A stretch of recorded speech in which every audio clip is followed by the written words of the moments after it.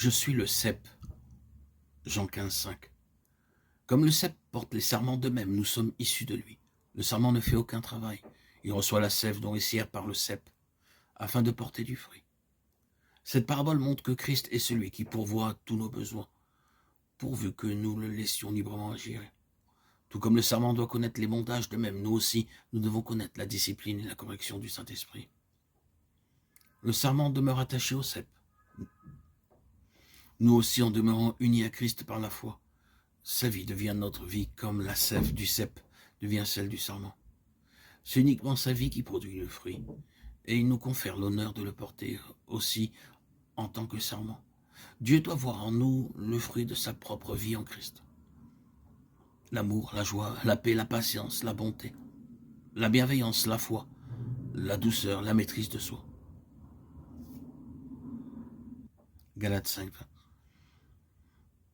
Christ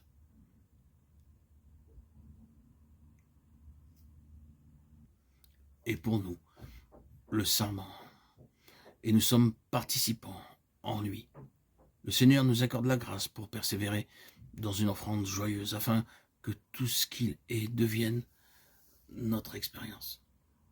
Dans l'incarnation, Christ se présente comme l'homme parfait selon la pensée de Dieu, celui qui correspond en tout point à ce que Dieu désire. Le travail de l'Esprit consiste à nous conformer au modèle, et alors que la vie de l'Esprit accomplit cette œuvre de conformité, Christ, la vérité de Dieu, est reproduite en nous.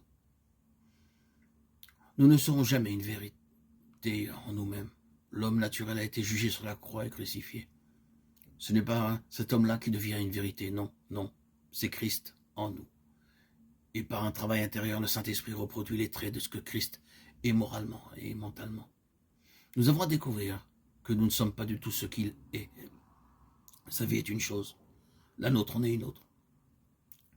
Ce n'est que par notre union avec lui, en étant avec lui, dans ce qu'il y a de plus profond dans notre être, en laissant l'Esprit réaliser son œuvre, que cette conformité s'accomplit. La croix, agissant par l'Esprit avec notre plein consentement, brise l'homme naturel dans les parties les plus secrètes de l'être. La vie divine doit pénétrer l'homme, le gagnant et le remplissant, afin que Christ soit le centre et au centre de tout notre être. Alors les traits de l'homme céleste sont façonnés par cette vie. Durant toute la durée de notre vie, nous aurons à découvrir combien Christ est la vérité, le voir toujours plus pour être davantage saisi par lui. La reconstitution interne de l'homme en raison de la chute est une œuvre immense. L'homme n'est que ruine, qu'il soit cultivé ou intelligent, ignorant ou inculte aux yeux de Dieu, il est ruiné. L'œuvre de Dieu est la même. L'œuvre de Dieu par sa vie est de restaurer l'homme intérieurement, et cela veut dire qu'il doit passer de l'état charnel psychique à l'état spirituel,